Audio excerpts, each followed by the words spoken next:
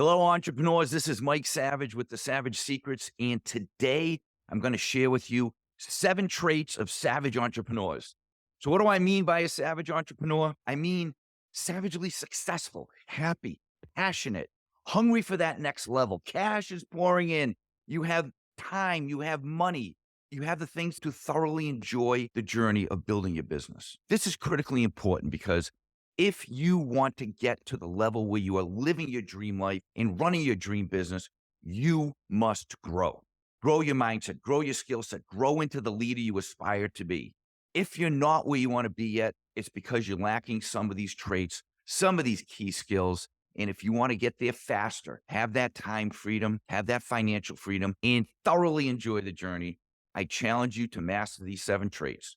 We're going to have some fun. Let's go get it. I have been building companies for well over 3 decades now, and I am a student of greatness. I'm not sitting here saying I'm great. I am a student of greatness. I study the best in the world that build companies. That research, that studying, that obsession has helped me build several companies. Now, where I'm at in my career, it's giving me the opportunity to help you build your company and absolutely positively kick ass. So I'm just going to hit on 7 of these things. These are just some of the fundamentals that I have seen and experienced with great entrepreneurs that I've worked with, great entrepreneurs that have built amazing companies that you're most likely familiar with. The first one, I think this is a trait that I see more than anything. You can take all of these skills and all these traits and break them down, but this is the one I see more than anything, and I think it's foundational to great leaders, great entrepreneurs, and that one is passion. It is having a passion and a vision for something that is bigger than you. And here is the challenge of the passionate visionary. The challenge is it hasn't happened yet. The challenge is you have to visualize something that is out there into the future. You can't touch it. You can't reap any financial rewards of it, but you have a belief, a theory, a philosophy. You have a vision of something that is in the future that can make a difference. Now, there is a reality to the world of business and the world of entrepreneurship. Every single product or service solves a problem. So how did that business start? How did your business start? What was the problem you were inspired to solve? Because every business solved a problem. It doesn't matter what it is. We said, you know what? I think I can solve that. I think I can fix that. Take a look at what my world is today. My world today, I think the problem or the challenge out there is a whole bunch of entrepreneurs that are trying to build companies and they don't possess the skills that are necessary to get them there. Now, they've started out with passion. You may have started out with passion. I believe this to my core. With passion, you can hustle your way to build a business. You can hustle your way to get to a certain point. But if you are like me, and you are one of those entrepreneurs that wants to get there and get to that next level, there are some essential ingredients to that. Number 1 is having a passion and a belief. I see this all the time in the world of business and entrepreneurship where there are people that go out there and say, hey, I think I'm going to go and make some money. I'm going to go kick ass. I'm going to go build an Amazon business and I'm going to be a multimillionaire. I'm going to chase the hottest trend in the world, in society, depending on where you live. You may see that there are cannabis stores opening up all over the place, right? Cannabis in Massachusetts a few years ago, several years ago, I'm not exactly sure. We legalized the sale of cannabis. What happened? This is a prediction I'm going to make. What happened was everybody went out and said, oh my God, I'm going to start a cannabis store. I'm going to be rich. I'm going to make a ton of money. Now, smart move for the state, in my opinion, because they're bringing in a substantial amount of tax revenue because of the cannabis industry. So they legalized it. There's these shops that popped up all over the place. Right now, as I drive down the highway, all I see on the billboards is cannabis this and smoke shop here and edible this and that. To me, it's fascinating. Quite frankly, it's fascinating. But I believe there's going to become a point where it's oversaturated, overly saturated. You can't have a cannabis store on every single corner. My point here is there may not have been passion. There may not have been an obsession. They're chasing the almighty dollar. And you know what? I've seen it enough. There are people that can get ridiculously filthy rich because they just chase cash. I get it. I'm not saying that it doesn't happen. Of course it happens. But I think the most successful entrepreneurs, the ones that have longevity, the ones that really create something of value and maybe sell it for millions, those entrepreneurs typically started understanding a problem or a challenge out in the world, followed their passion, went after it, built a business, built a team, and were successful. So, number one, being that passionate visionary is essential. Number two, I also think there is this very interesting dilemma that happens out in the world of building companies. And that is this, call it the roller coaster of confidence, right? When you start off on day one, you may be passionate, you may be confident, you may be driven to take your business and your belief to the next level, and you have confidence. Or do you? What is confidence?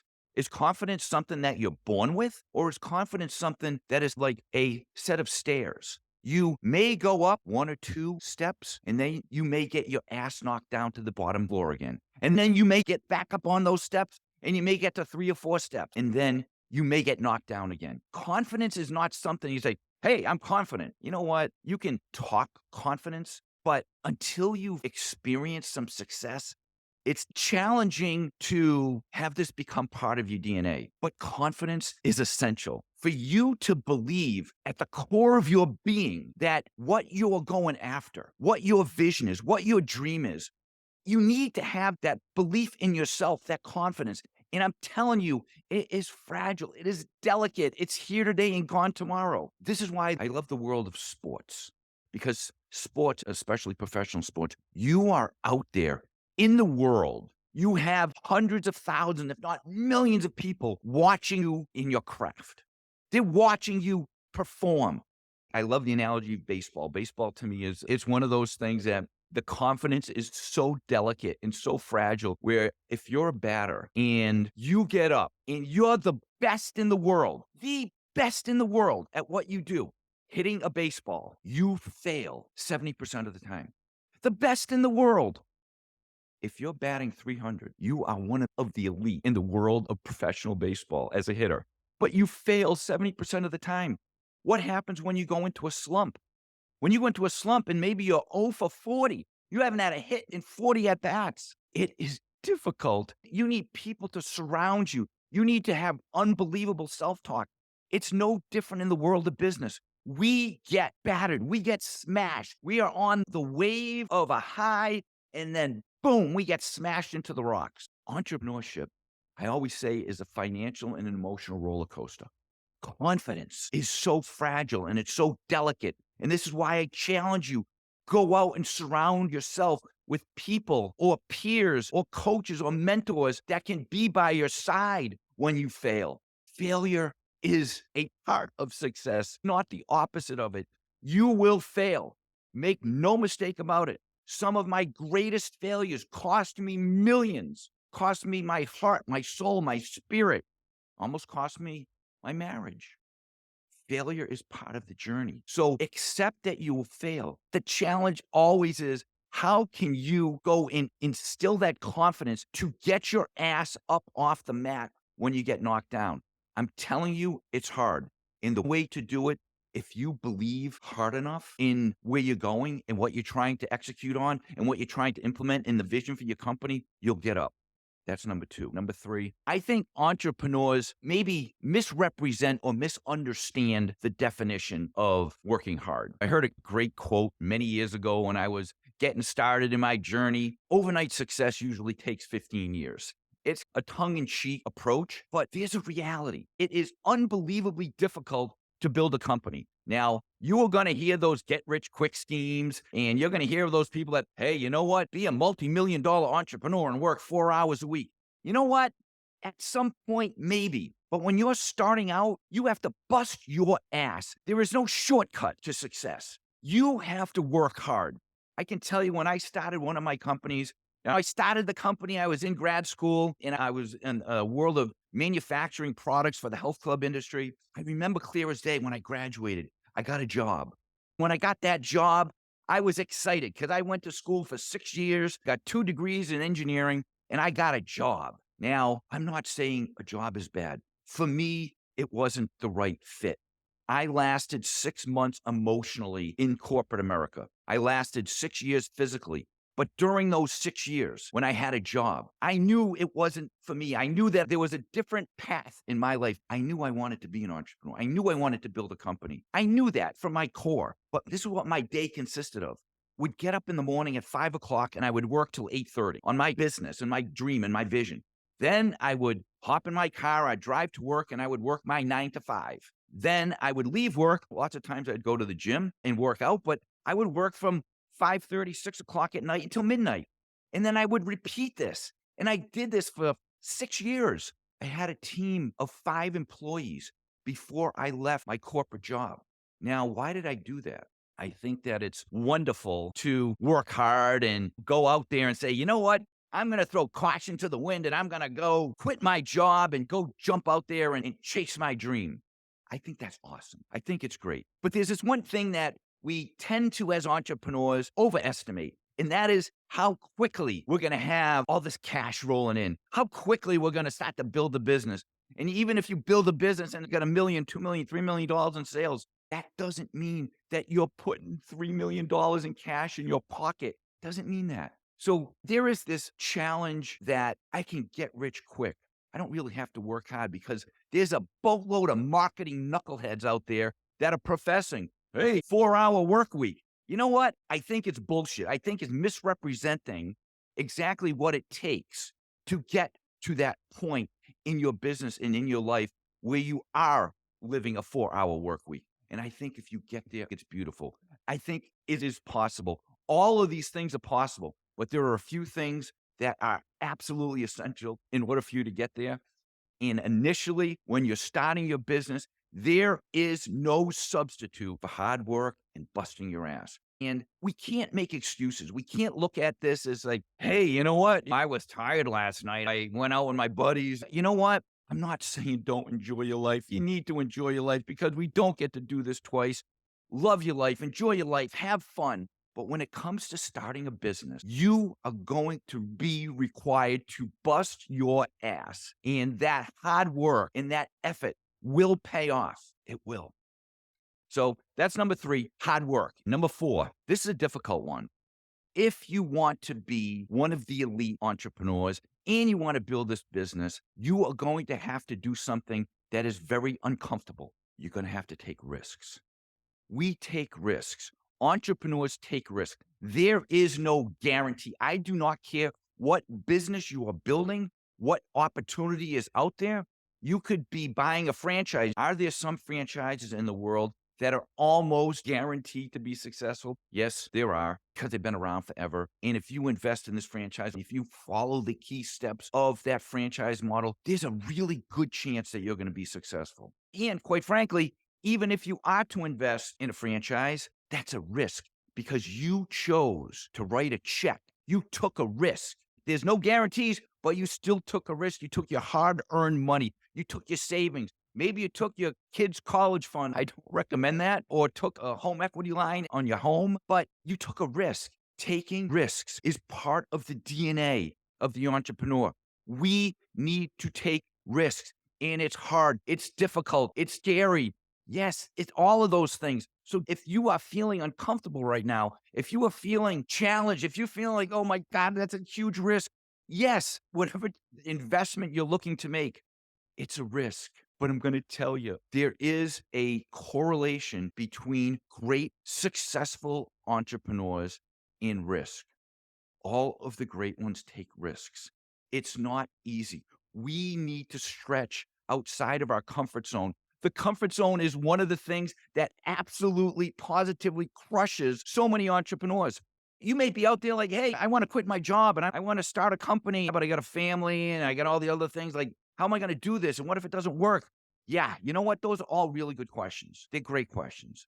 I can promise you, every great company out there, every entrepreneur out there that you may admire, they face the same exact challenge. I'm going to take a risk, and one of 2 things are at risk. Actually, I suppose one of 3 things. Your health, your money, and your time. You're going to take a risk. One of those 3 things could be in jeopardy. It's not easy to do it, but taking risks is part of the journey.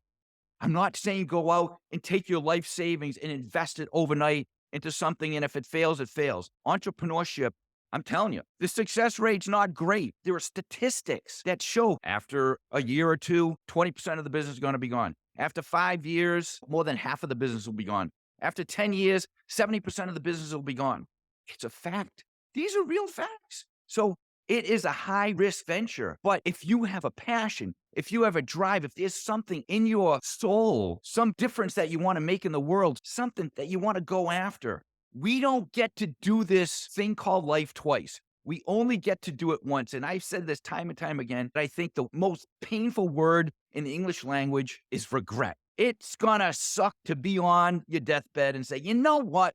I really wish I did this. No, forget regret. Regret sucks. If you can get out into the world and you can share your vision and your passion and your solution to whatever is going on in the world, that is such an unbelievable high. Why do people start companies? Because they have a vision. And I don't care if you're starting a for-profit or a nonprofit or a charitable foundation, you have a belief, you have a vision. You believe that there is a better way to do something. You have a better mousetrap, whatever that mousetrap may be. There is no substitute for risk-taking. It is scary, but rest assured, I know where you're at. I know how uncomfortable it is. And I'm not saying just starting a business. It's going to be uncomfortable no matter what level of business you're at. Just the entrepreneur that goes out and they take their first 50 grand, 100 grand and invest it into something, build a business. You get to $250,000, $500,000. Then there's the next level of investment. Then there's the next level of risk. Then there's, now I need to hire a team, which is a perfect segue to number 5. Some of the dumb stuff I think that entrepreneurs do is that they believe that they can do it all on their own. And again, it depends on your business model. It depends on what you're trying to do. If you want to be a painter and you don't want to hire any employees, you're just going to go out and you're going to do your thing. You're going to execute on your craft. You may not need a team. But if you are looking to get to that new level, to take and grow a business beyond you, you are going to need a team. And I will go back to the analogy of sports because I always love the analogy of sports. You can't win the game unless you have great players on your team.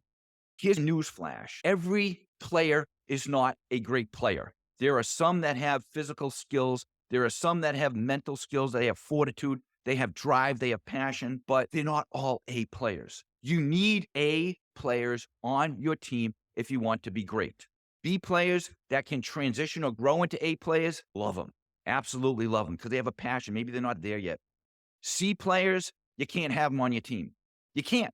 Unfortunately, that's just part of the reality of business. You need great players to get to that next level. And hiring great teammates, finding great teammates is an unbelievable challenge. When you're going to hire people, you can do all the research. You can do all the background searches. You can get referrals. Oh, by the way, let me just say this. When you are asking for referrals or references from one of your potential candidates that you're going to hire in your company, let me ask you a question. Do you think that they're going to give you the name of someone that is not going to be a good reference or referral? Of course not. They're going to give you the name of someone that is a good reference or is a good referral.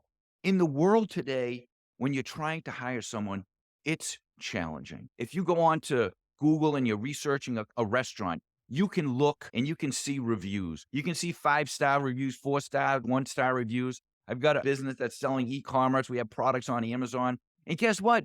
You got 5-star, 4-star, 3-star, 1-star. You get to see out in the world, the independent people are out there reviewing your product or service. Now, I will put a little asterisk. There are some people out in this world that are messed up, meaning they will give you a negative review for the most idiotic reasons. If you run a restaurant and the food comes out a little bit too hot, they'll complain. Like, what do you want the food cold? But there's always someone that wants to complain. And this goes back to the resiliency of you, the entrepreneur. You have to take the negative comments and the negative feedback, and you have to take it at face value sometimes. But other times, when you do get negative reviews or negative feedback, you got to reflect.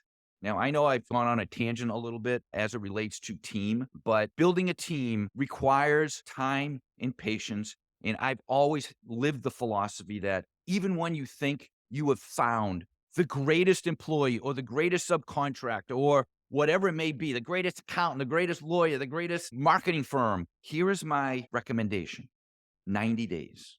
90 days, 3 months. It's a trial period. It's a test drive, because no matter how great someone appears to be at the beginning, until you are on the field of battle with them, until you are spending time with them in the trenches, until you really understand their work ethic or their DNA or their questioning, their ability to challenge you even as a boss or an entrepreneur, as a CEO, you need people to challenge you. And I don't think that you really get or understand the DNA of someone for the first 90 days. That's why when people get hired, they often put them on a probationary period. Larger corporations. My daughter just recently started a job at SpaceX in California, which really sucked, quite frankly, for me because we live in Boston.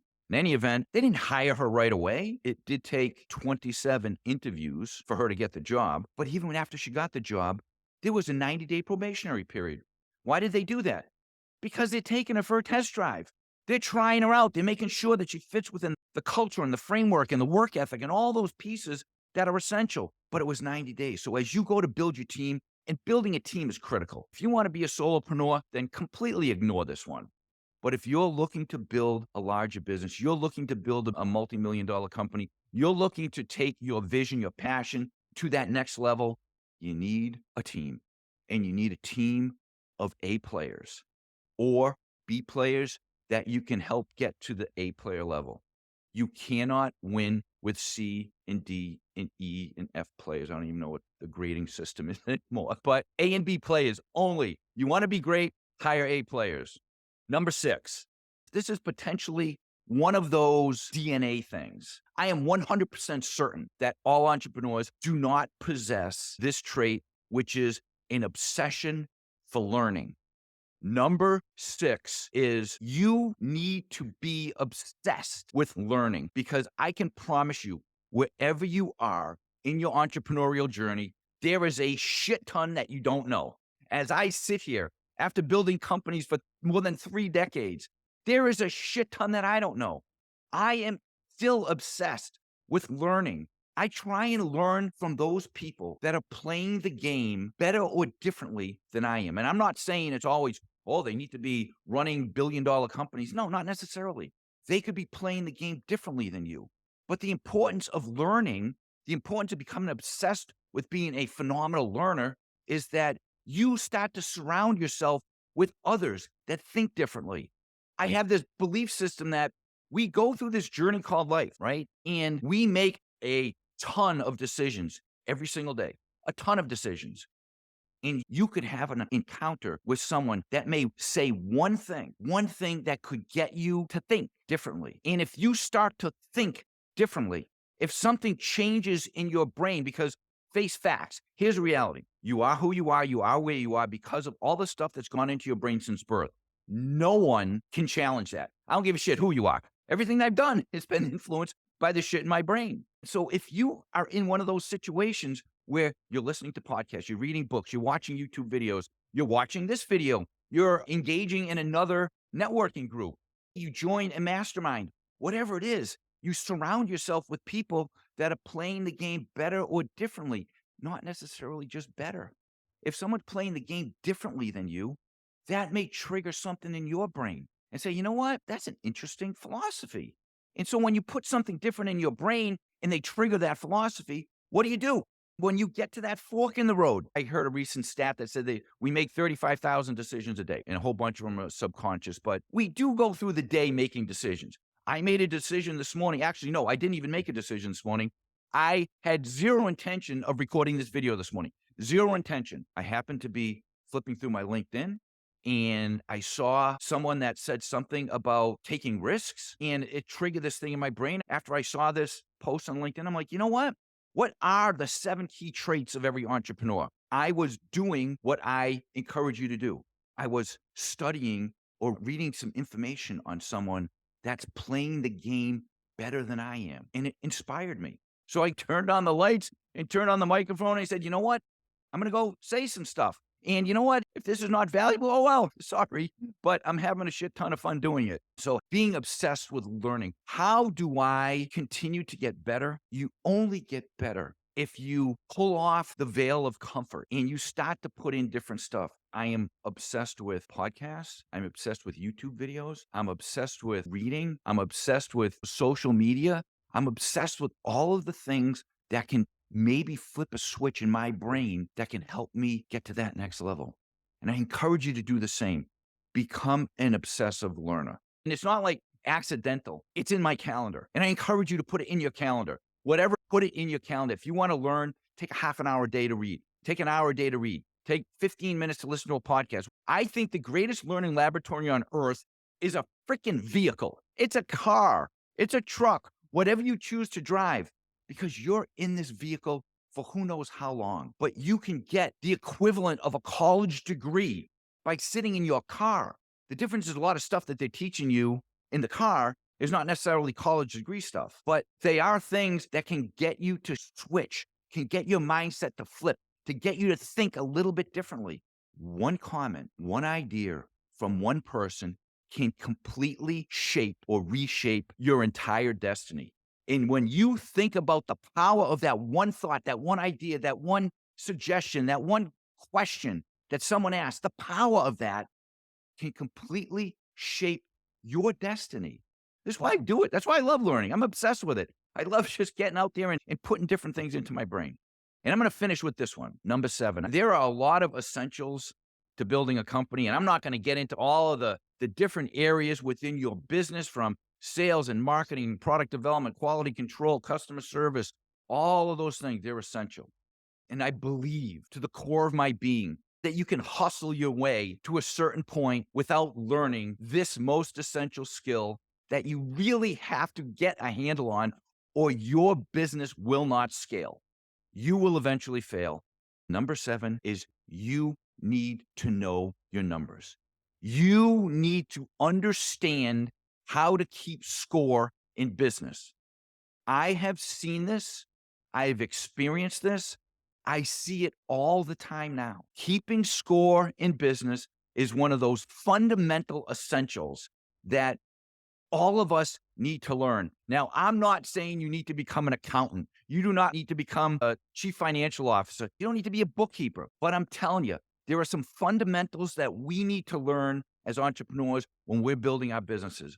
We need to learn the fundamentals of financials. I can promise you, wherever you're at in business, there are things from a financial perspective, from a keeping score perspective, from a balance sheet, income statement, P&L, cash flow, that you don't know. And those things could be coming. From a banking relationship perspective, do I need a line of credit? Do I need a loan? How can I bring in cash? Do I need to find investors, private equity, venture capital? What are those things that I need in my business?